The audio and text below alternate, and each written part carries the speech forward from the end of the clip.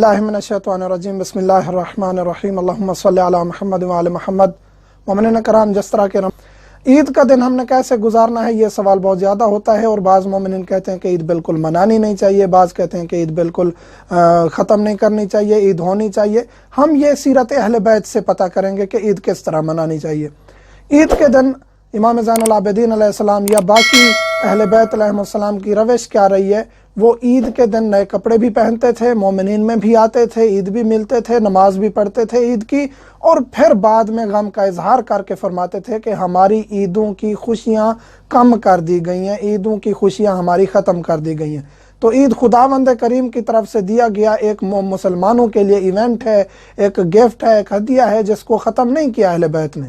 اہل بیت کی خوشیاں چھین لی گئی ہیں، عید کے قریب ایام میں اہل بیت کی خوشیاں کم ہوئی ہیں، لیکن اس دن ہم نے نئے کپڑے بھی پہن سکتے ہیں، مستحب ہے۔ جسم کو، اپنے آپ کو صاف ستھرا کریں، خوشبو لگائیں، عید نماز پڑھیں، عید پہ جائیں، مومنین کو ملیں، اس میں کوئی مشکل نہیں ہے، مستحب ہے، باعث ثواب ہے۔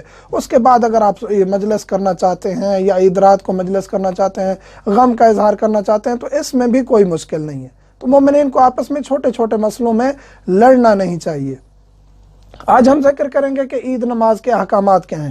عید نماز مستحب ہے، واجب نہیں ہے۔ آخری امام اجل اللہ تعالیٰ فرجہ شریف کے اس دور غیب میں، غیبت کے دور میں عید نماز مستحب ہے، واجب نہیں ہے۔ طلوع شمس سے زوال تک اس کا وقت کیا ہے؟ عید نماز کا سورج جو ہی طلوع ہوگا اس وقت سے آپ زوال کے وقت تک اس کو ادا کر سکتے ہیں، عید نماز کو۔ اس کے بعد یا پہلے آپ نہیں پڑھ سکتے، بعد میں بھی نہیں پڑھ سکتے۔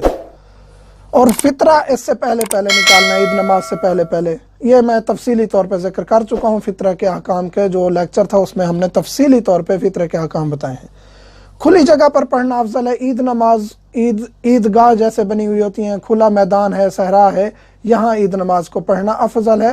کہیں اگر امام بارگاہ مسجد میں چار دیواری میں چھت کے نیچے بھی پڑھ رہے ہیں تو کوئی مشکل نہیں ہے، لیکن افضل یہ ہے کہ اس کو کھلی جگہ میں، میدان میں پڑھا جائے۔ اور زمین پر سجدہ کرنا افضل ہے۔ زمین سے مراد خاک شفا ہی ہے، خاک شفا افضل ہے، باقی آپ زمین پہ سجدہ کر سکتے ہیں۔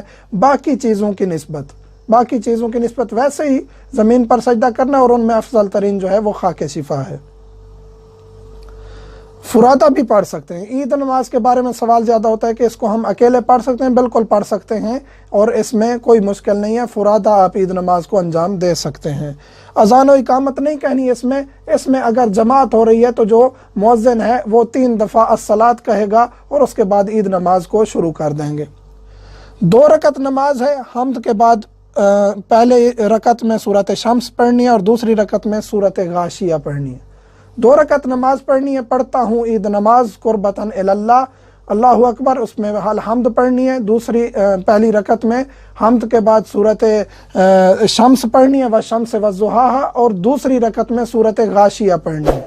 یعنی حمد پڑھیں گے، سورۃ شمس پڑھیں گے، اسی طرح دوسری رکعت میں حمد پڑھیں گے، سورۃ غاشیہ۔ اگر یہ آپ کو صورتیں نہیں آتی، اکیلے پڑھ رہے ہیں، تو پھر آپ کوئی بھی صورت پڑھ سکتے ہیں، کوئی مشکل نہیں ہے۔ دونوں صورتوں کے بعد 5 تکبیریں ہیں، اور ہر 2 تکبیر کے درمیان قنوت ہے۔